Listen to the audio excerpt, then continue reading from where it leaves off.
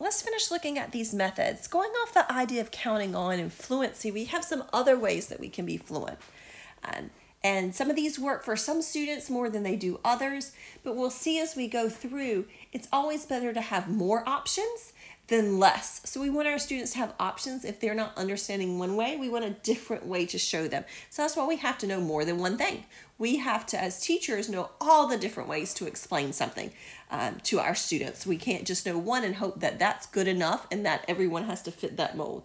All students are different, so we need to be able to reach all those students. So we've got some other options, like the make doubles. So I'm going to start with a different problem. May do like 6.6 plus 7.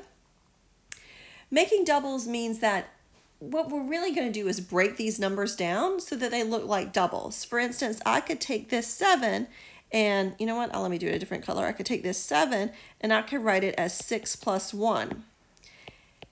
There are lots of studies that show that we learn double numbers quicker than we learn adding other things. So 2 plus 2 is 4, 3 plus 3 is 6, 4 plus 4 is 8.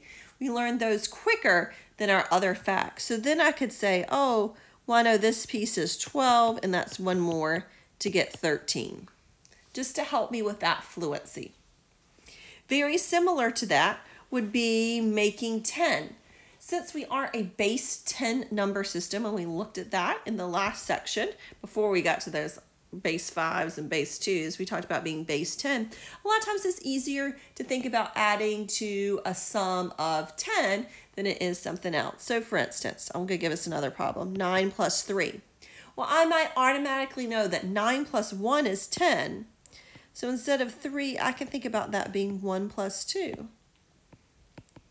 Now I've got a 10 and that 2 left over to give me 12. So I can think about it being 9. Oh, then it's 10, 2 more, 11, 12. Just to make it go a little bit quicker.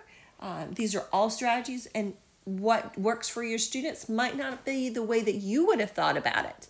But we still have to know those different ways because our students are not going to all think the way we do. Now, fact families are used a lot and emphasized quite a lot. So a fact family is going to take a number, sentence here. So a true statement, 4 plus 2 is 6. And all fact families have 4 statements in them. So I am going to rewrite using those same 3 numbers, not any other numbers, those same 3 numbers, that's why it's a family. I'm going to rearrange them to make other statements that are true. So for instance, 2 plus 4 is 6. That's also true. That is the commutative property. We're going to write that up on the next page where I can change the order. I know we haven't introduced subtraction. That's in the next section, but I think you guys can probably stay with me. I think we all can subtract. I could say 6 minus 2 is 4. Same numbers, another true statement. Now I can also say 6 minus 4 is 2. So those are the 4 ways that I can use the numbers 2, 4, and 6 to make true number sentences.